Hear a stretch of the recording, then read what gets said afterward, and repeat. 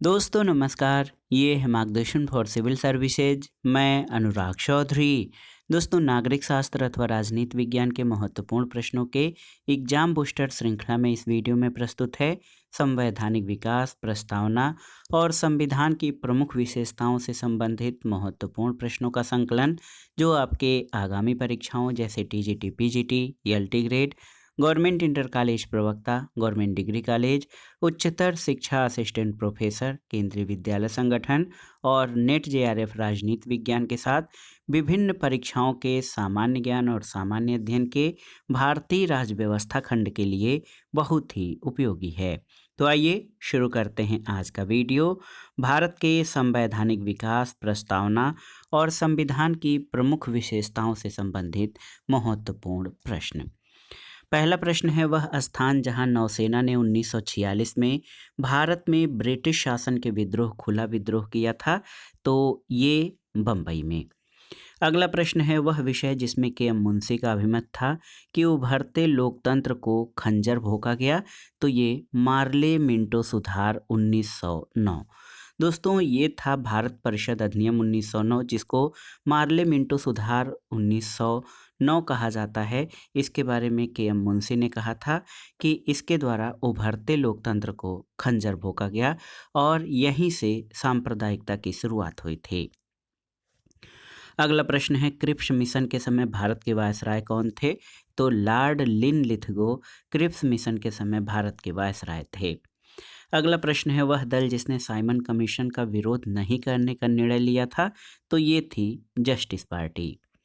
अगला प्रश्न है वह ब्रिटिश प्रधानमंत्री जिसने बदनाम सांप्रदायिक पंचायत या कम्युनल अवार्ड जारी किया, जिसमें भारत की विधायिकाओं में विभिन्न समुदायों को प्रतिनिधित्व देने के लिए पृथक निर्वाचन की व्यवस्था की गई, तो ये रैमजे मैकडोनाल्ड था। अगला प्रश्न है किस अधिनियम के तहत भारत में पहली बार पृथक निर्वाचन को मान्यता मिली थी? तो ये भारत शासन अधिनियम 1909 था। अगला है कि प्रथम अंतरिम राष्ट्रीय सरकार की घोषणा भारत में कब की गई थी? तो देख लीजिए 24 अगस्त 1946 को। भारतीय स्वतंत्रता का मैग्ना कार्टा कहा जाता है किसे? भारतीय शासन अधिनियम 1858 को। और भारत की संविधान सभा के उपसभापति कौन चुने गए थे? तो याद रखिएगा एच.सी. मुखर्जी और वी.टी. कृष्णमाचारी को भारत की संविधान सभा का उपसभापति चुना गया था। अगला प्रश्न है लिखित संविधान संघवाद और मौलिक अधिकारों के साथ साथ कौन सी व्यवस्था अमेरिका के न्यायिक सर्वोच्चता के सिद्धांत और ब्रिटेन की संसदीय सर्वोच्चता के सिद्धांत के समन्वय का पुष्ट संवर्धन करती है? तो ये हैं राष्ट्रपति की आपातकालीन शक्तियां। अगला प्रश्न है दोस्तों, अविभाजित भारत की संविधान सभा की पहली बैठक हुई थी, तो ये 9 दिसंबर 1946 को। अगला प्रश्न है भारतीय राष्ट्रीय कांग्रेस के किस वार्षिक अधिवेशन में पहली बार राष्ट्रीय गीत वंदे मातरम गाया गया? तो ये था 1896 का कांग्रेस अधिवेशन। शिक्षित बनो, संघर्ष करो, संगठित बनो, ये नारा किसने दिया था? तो ये बाबा साहब भीमराव अंबेडकर का नारा है। अगला प्रश्न है वह संविधान संशोधन जिसके माध्यम से समाजवादी, पंथनिरपेक्ष और अखंडता शब्दों का हमारे संविधान में समावेश किया गया, तो ये 42वां संविधान संशोधन 1976 के द्वारा। अगला प्रश्न है भारत की संविधान सभा को भारत के सूक्ष्म चित्र की संज्ञा किसने दी थी? तो ग्रेनविल ऑस्टिन ने। अगला प्रश्न है 9 दिसंबर 1946 को आयोजित संविधान सभा की प्रथम बैठक के अंतरिम अध्यक्ष कौन थे? तो डॉक्टर सच्चिदानंद सिन्हा। अगला प्रश्न है संविधान सभा की सलाहकार समिति का अध्यक्ष कौन था? तो ये थे वल्लभ भाई पटेल। और वह अधिनियम जिसके द्वारा भारतीय प्रांतों में द्वैध शासन की स्थापना की गई, तो ये 1919 के भारत शासन अधिनियम के द्वारा। अगला प्रश्न है भारत के गवर्नर जनरल के पद की व्यवस्था का प्रावधान सबसे पहले किस एक्ट में किया गया था? तो याद रखिएगा चार्टर एक्ट 1833 में।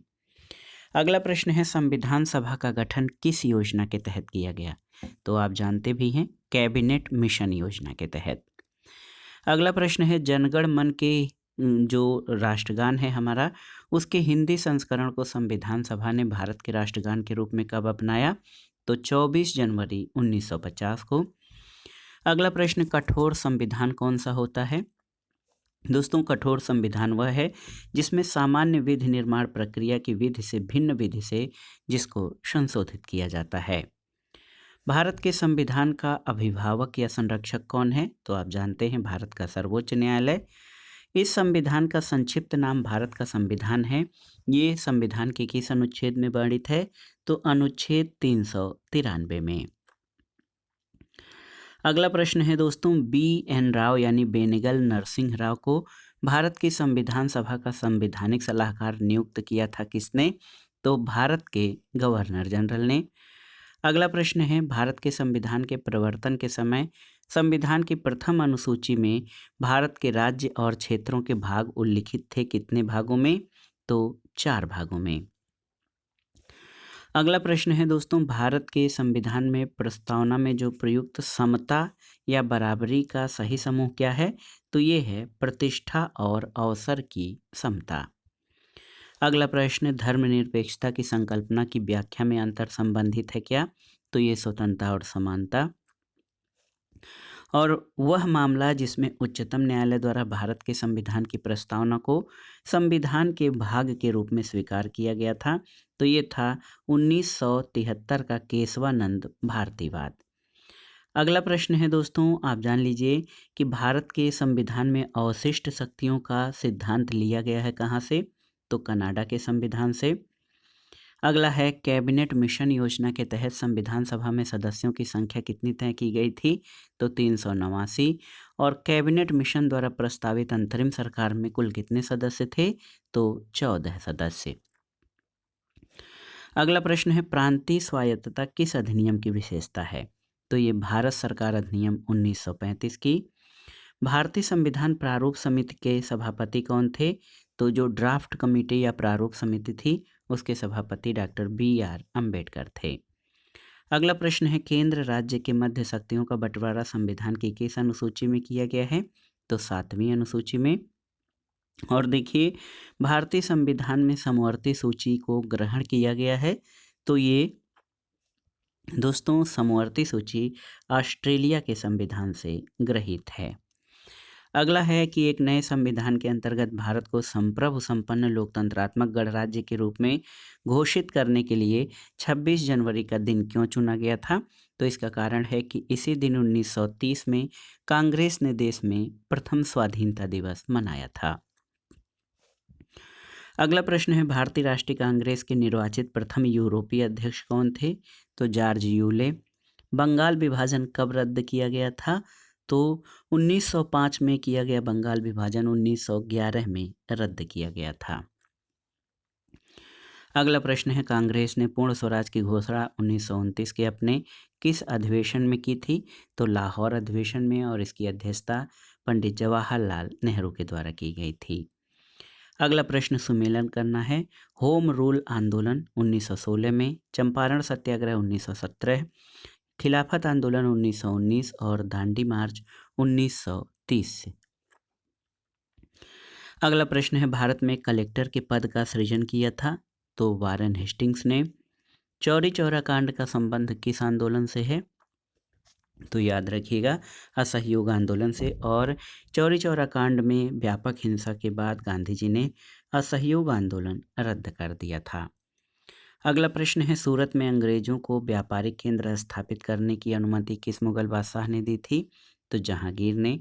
और ब्रिटिश संसद द्वारा अधिकृत और भारत में शासन के लिए ब्रिटिश संसद में उत्तरदायी था कौन? तो ये था भारत सचिव। 1947 में बने नेहरू सरकार में कानून मंत्री या विधि मंत्री कौन थे? तो याद रखिएगा, BR अम्बेडकर 1947 के नेहरू सरकार में कानून मंत्री थे। अगला प्रश्न सुमेलन करना है, जलियांवाला बाग हत्याकांड। तो ये 13 अप्रैल 1919, हंटर समिति द्वारा रिपोर्ट प्रस्तुतिकरण 26 मई 1920, चौरी चौरा कांड ये 4 फरवरी 1922 को, और स्वराज पार्टी की स्थापना 1 जनवरी 1923 को हुई थी। अगला प्रश्न है, भारत की संविधान सभा में उद्देश्य प्रस्ताव या ऑब्जेक्टिव रेजोल्यूशन प्रस्तुत किया गया था किसके द्वारा? तो जवाहरलाल नेहरू के द्वारा। अगला प्रश्न है, संविधान सभा की प्रारूप समिति के एक सदस्य ने कहा कि राष्ट्रपति द्वारा नामित राज्यपाल केंद्र सरकार का एजेंट होगा। तो ये टी कृष्णमाचारी का कथन है। अगला प्रश्न है, कौन सी समिति संविधान सभा की अध्यक्षता जवाहरलाल नेहरू ने की थी? तो ये थी संघ शक्ति समिति की, जो सभापतित्व है, अध्यक्षता है, ये पंडित जवाहरलाल नेहरू के द्वारा की गई थी। अगला प्रश्न मिलान करना है, भारतीय राष्ट्रीय कांग्रेस की स्थापना 1885, साइमन कमीशन 1928 में, गोलमेज सम्मेलन जो पहला था 1930 में, और भारत छोड़ो आंदोलन 1942 में हुआ था। अगला प्रश्न है, भारत में खिलाफत आंदोलन संबंधित था किससे? तो ये तुर्की मुस्लिम देश से। हंटर कमेटी रिपोर्ट संबंधित था जलियांवाला बाग हत्याकांड से। होम रूल आंदोलन का मुख्य उद्देश्य क्या था? तो भारत के लिए स्वशासन। अगला प्रश्न है, मुख्य सचिव कार्यालय के बारे में सही कथन क्या है? तो इसका सृजन लॉर्ड वेलेस्ली ने किया था, और दूसरा सही कथन है कि इसका सृजन 1799 में हुआ था। अगला प्रश्न है, कैबिनेट मिशन योजना के अंतर्गत संवैधानिक सभा के चुनाव आयोजित किए गए जुलाई 1946 में। और देखिए, संविधान सभा में गांव को भारत की राजनीति व्यवस्था की आधार इकाई का विरोध किसने किया था? तो बाबा साहब डॉक्टर अंबेडकर ने। अगला प्रश्न है, पंडित जवाहरलाल नेहरू के उद्देश्य प्रस्ताव को संविधान सभा ने कब स्वीकृत किया था? तो 22 जनवरी 1947 को। देखिए, संविधान सभा की प्रारूप समिति के अध्यक्ष कौन थे? कई बार परीक्षाओं में पूछा गया है।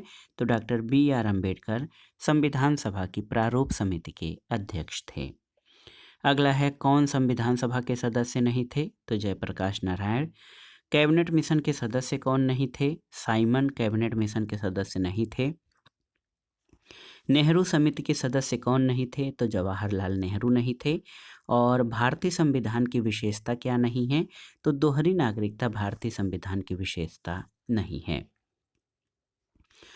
अगला प्रश्न है, किस विचारक के अनुसार भारतीय संविधान का लक्ष्य अखंड जाल में अंतर्गुम्फित 3 विशिष्ट तत्वों के रूप में राष्ट्रीय एकता, लोकतंत्र और सामाजिक क्रांति के लक्ष्य त्रयी को प्राप्त करना है? तो ये ग्रेनविल ऑस्टिन का कथन है। भारतीय संविधान में कुल कितनी अनुसूचियां हैं? तो 12 अनुसूचियां हैं। कैबिनेट मिशन योजना के सदस्य कौन थे? तो Lord Pethick Lawrence, Stafford Cripps और A.V. अलेक्जेंडर। अगला प्रश्न मिलान करना है। आप देखिए, संविधान की अनुसूची और विषयों का। चतुर्थ अनुसूची में राज्यसभा में स्थानों का आवंटन है। छठी अनुसूची जनजाति क्षेत्र, 8वीं अनुसूची भाषा और 9वीं अनुसूची भूमि सुधार से संबंधित है। अगला प्रश्न है, जब भारतीय संविधान तैयार किया गया तब संविधान की प्रस्तावना में भारत को क्या कहा गया था? तब भारत को संप्रभु लोकतांत्रिक गणराज्य कहा गया था। अगला प्रश्न है, हमारे संविधान में प्रिवी पर्सेज और देसी राज्यों के विशेषाधिकारों का उन्मूलन किया गया था। तो ये 26वें संविधान संशोधन द्वारा। भारत में पुर्तगाल का कब्जा अंतिम रूप से कब समाप्त हुआ था? तो 1961 में। अगला प्रश्न सही सुमेलन करना है। 9वीं अनुसूची, तो ये इस पहले संविधान संशोधन के द्वारा इसे जोड़ा गया। 10वीं अनुसूची, तो ये 10वीं अनुसूची 10वें संविधान संशोधन के द्वारा, या 11वीं अनुसूची 73वें संविधान संशोधन के द्वारा, और आप जान लीजिए कि 12वीं अनुसूची दोस्तों ये 74वें संविधान संशोधन के द्वारा जोड़ी गई थी। अगला प्रश्न है, संघ लोक सेवा आयोग की उत्पत्ति संबंधित है किससे? तो 1919 के अधिनियम से। भारत के संविधान में पहला संशोधन कब किया गया था? तो ये जून 1951 में। अगला प्रश्न है, 1976 में आपातकाल के दौरान संविधान की प्रस्तावना में संविधान संशोधन के द्वारा क्या जोड़ा गया? तो समाजवाद, पंथनिरपेक्ष और अखंडता, इन 3 शब्दों को। अगला प्रश्न है, भारत में सांप्रदायिक निर्वाचन पद्धति का आरंभ हुआ था कब? तो मार्ले मिंटो सुधार 1909 के द्वारा। अगला प्रश्न है कि कोहिलो केस भारतीय संविधान की किस अनुसूची से संबंधित है? 9वीं अनुसूची। भारतीय संविधान की दार्शनिक आधार भूमि क्या है? तो ये है प्रस्तावना, और वह शब्द जो संविधान की प्रस्तावना में नहीं है तो ये है संघीय। संघीय शब्द भारत के संविधान की प्रस्तावना में शामिल नहीं है। अगला प्रश्न है, भारत में संघ लोक सेवा आयोग और विश्वविद्यालय अनुदान आयोग का गठन हुआ है? तो संविधान और अधिनियम द्वारा। अगला प्रश्न है, भारतीय संविधान में विशेषताएं पाई जाती हैं? तो पहली है संशोधन की कई प्रक्रियाएं, बहुल प्रक्रियाएं, और राज्यों को संशोधन की पहल करने का अधिकार नहीं है। भारतीय संविधान का वह अनुच्छेद जिसमें संविधान संशोधन की प्रक्रिया उल्लिखित है? तो ये 368 है। भारतीय संविधान में कुल कितने अनुच्छेद हैं? 395। और भारतीय संविधान का वह अनुच्छेद जिसका संबंध वित्त विधेयक से है? तो ये है अनुच्छेद 109। भारतीय संविधान के अनुच्छेद 356 का महत्व क्या है? तो इसके अंतर्गत किसी राज्य में संवैधानिक तंत्र या संवैधानिक मशीनरी विफल होने पर राष्ट्रपति शासन लगाया जा सकता है। अगला प्रश्न है, संविधान संशोधन अधिनियम जिसके द्वारा सिक्किम को भारतीय राज्य प्रणाली का अभिन्न अंग स्वीकार किया गया? तो 36वां संशोधन। भारतीय संविधान का निर्माण किया था किसने? तो संविधान सभा ने। भारतीय संविधान सभा के अध्यक्ष कौन थे? डॉक्टर राजेंद्र प्रसाद। और भारत के संविधान के उद्देशिका में किसका उल्लेख नहीं है? तो राजनैतिक समानता का उल्लेख प्रस्तावना में नहीं है। अगला प्रश्न है दोस्तों, भारत का संविधान निर्मित हुआ था कब? तो ये तिथि है 26 नवंबर 1949 को। अगला प्रश्न है, भारत का संविधान बनने में कितना समय लगा? 2 वर्ष 11 माह और 18 दिन का। अगला प्रश्न है, विधानसभा में किसी दल के निर्वाचित सदस्यों के दल बदल पर प्रतिबंध लगाया जाता है, कैसे? तो ये संविधान के 52वें संविधान संशोधन के द्वारा। अगला प्रश्न है दोस्तों, भारतीय संविधान वकीलों का स्वर्ग है, ये किसका कथन है? तो ये जेनिंग्स का कथन है। अगला है, भारत एक गणराज्य है, क्यों? क्योंकि भारत में जो राज्य अध्यक्ष है, राष्ट्रपति का निर्वाचन होता है, वो वंशानुगत नहीं होता है। संविधान सभा भारत को क्या घोषित करता है? तो संप्रभुता संपन्न, समाजवादी, पंथ निरपेक्ष, लोकतंत्रात्मक गणराज्य। भारतीय संविधान की प्रस्तावना में न्याय शब्द अभिव्यक्त करता है किसे? तो ये सामाजिक, आर्थिक और राजनीतिक न्याय को। एक और बहुत ही महत्वपूर्ण प्रश्न है, आप देखिए, भारतीय संविधान अधिक कठोर और अधिक लचीले के मध्य एक अच्छा संतुलन स्थापित करता है, ये कथन किसका है? तो ये के.सी. वियर का कथन है। भारत के संविधान पर सर्वाधिक प्रभाव किसका पड़ा है? तो भारत शासन अधिनियम 1935 का, क्योंकि इस अधिनियम के लगभग 200 अनुच्छेद हूबहू उठा लिए गए हैं भारतीय संविधान में। अगला प्रश्न है, भारत के संविधान की मूल संरचना के सिद्धांत का स्रोत क्या है? तो ये न्यायिक व्याख्या है। भारत को सॉफ्ट स्टेट या मृदु राज्य किसने कहा है? तो गुन्नार मेडल ने। अगला प्रश्न है, भारत की संविधान सभा के अंदर अल्पतंत्र समूह कौन था? तो ये नेहरू, पटेल, प्रसाद और आज़ाद। अगला प्रश्न है कि भारतीय संविधान की प्रस्तावना में उदारता, समानता और भाईचारे के आदर्श प्रतिष्ठापित हैं, इसकी प्रेरणा कहाँ से मिली है? तो ये फ्रांसीसी क्रांति से। और देखिए, संविधान में अनुसूचित जातियों और अनुसूचित जनजातियों के लिए सेवाओं में प्रावधान किस अनुच्छेद के तहत किया गया है? तो अनुच्छेद 335 में।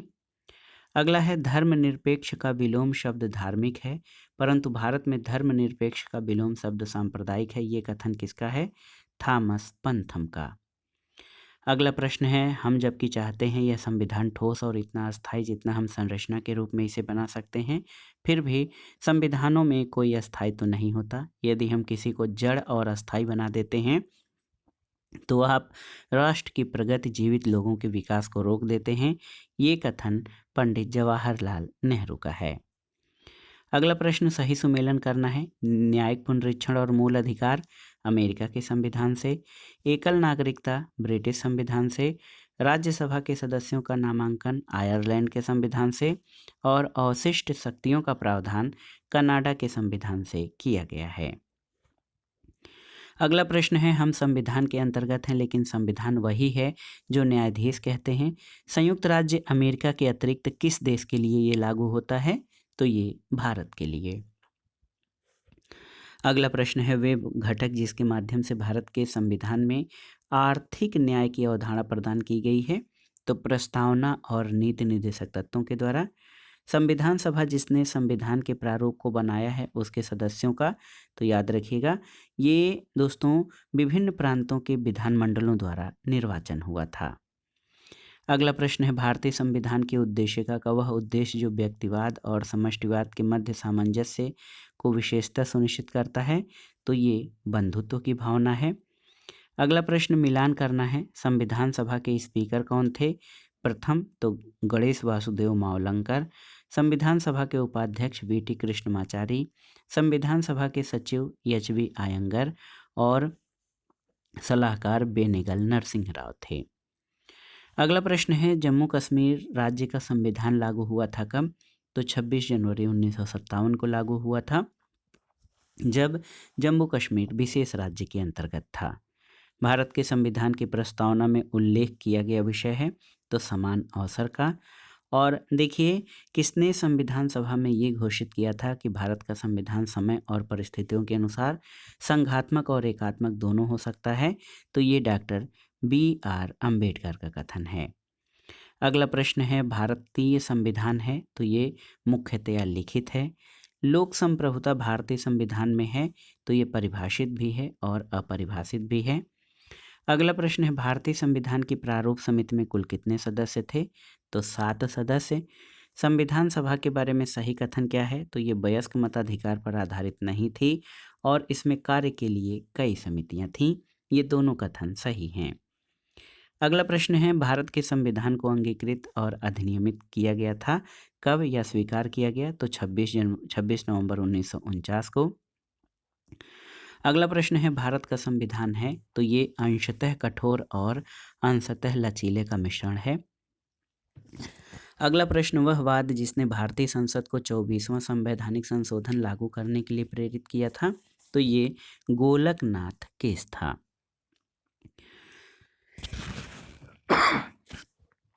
अगला प्रश्न है 42वें संविधान संशोधन के बाद भारत के संविधान की समवर्ती सूची में कितने विषय हैं? तो 52 विषय हैं।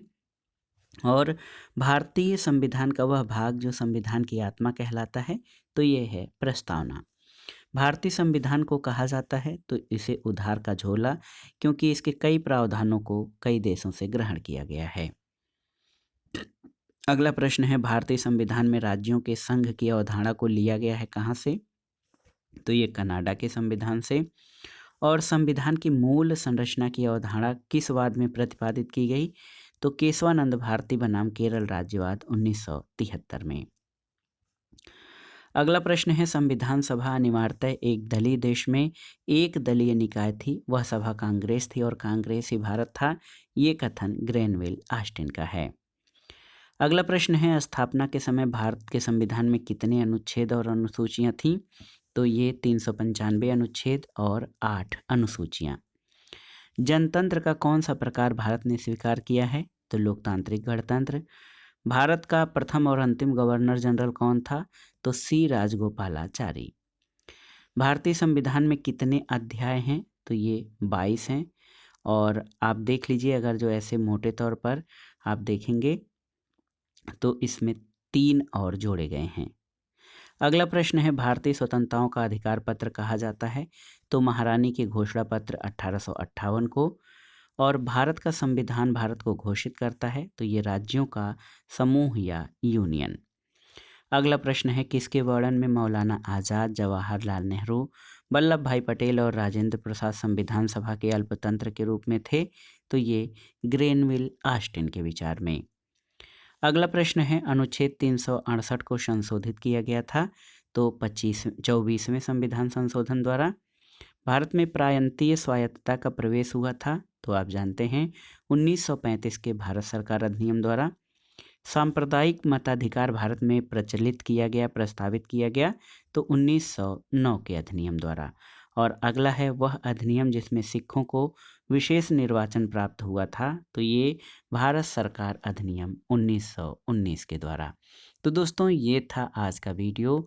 नागरिक शास्त्र अथवा राजनीति विज्ञान से आयोजित की जाने वाली विभिन्न परीक्षाओं के लिए भारतीय शासन और राजनीति के अंतर्गत भारत का संवैधानिक विकास, प्रस्तावना और संविधान की प्रमुख विशेषताओं से संबंधित महत्वपूर्ण प्रश्नों का रिवीजन, जो आपके आगामी परीक्षाओं के लिए बहुत ही उपयोगी है। तो आप इन प्रश्नों को तैयार कर लीजिएगा। दोस्तों, वीडियो आपको कैसा लगा हमें कमेंट बॉक्स में ज़रूर बताइएगा। वीडियो को लाइक करें, शेयर करें और इस चैनल मार्गदर्शन फॉर सिविल सर्विसेज को सब्सक्राइब करें। वीडियो देखने के लिए धन्यवाद। नमस्कार।